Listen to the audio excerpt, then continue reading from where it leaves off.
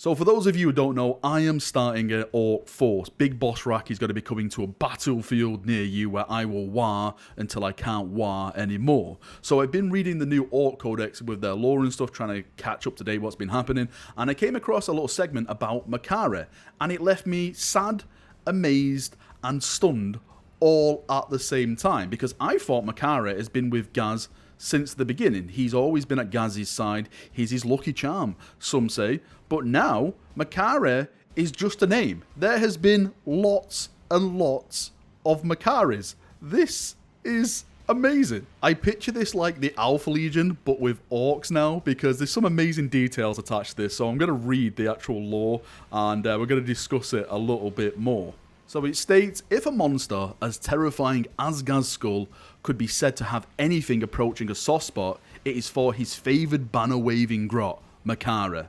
This little runt has stood by Gazskull's side for a remarkable count of years, hefting his boss's war banner and waving it about. Gazskull takes a preserved pride in Makari's longevity and good fortune. The number of enemies that have slipped in oil or had their weapons malfunction just as they were about to squash Gazskull's pet grot defies explanation. And this is where it gets good, because it says, this said, what no orc has the heart or indeed the nerve to tell the Grand Warlord is that even Makari didn't last forever.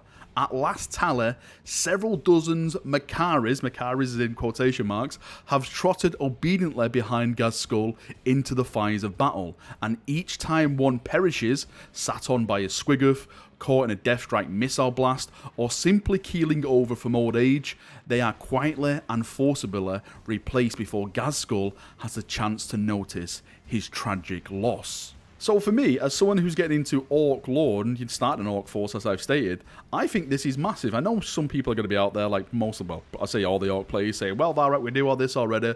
But for me, I find it really, really big, because I always pictured these two as an iconic duo.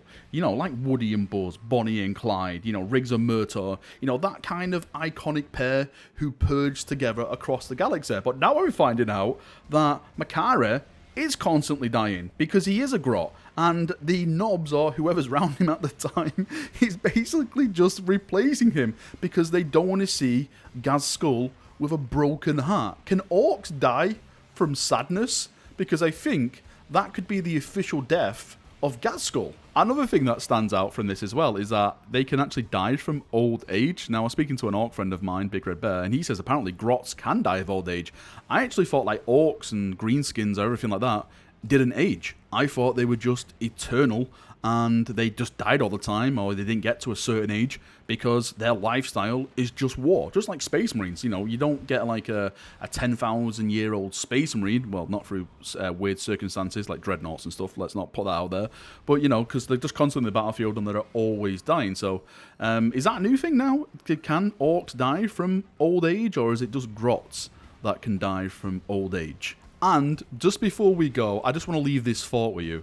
How do they replace it without Gazskull not knowing? Does someone like dress up as like Orca Claws and like come down like a Daka Chimley or something like that? Like, ho, boss, I got some presents for you. And like one of them is like a new Makari in a box or something like that. He doesn't really know about it. Like, how did they actually do it? Did they just grease him up and slip him in like under his arm or something, like when Gazskull is sleeping? I would love a story of like an orc knob like panicking and like how he's going to replace Makari. I think that would be an absolute hilarious thing to witness, or just to get on paper. Alright, Chaperonios, thank you for coming, thank you for watching as always. Is this new lore to you, or is it just me? Have I just been like just out in the back garden just looking at Space Marine lore for so long that I've really forgotten every other army? Or is this new to you? Are you as surprised as me that the Makari is not the real Makari? It's just a name now. It's basically like Archimus when I think about it for the Imperial Fist. It's not like Alpha Legion at all.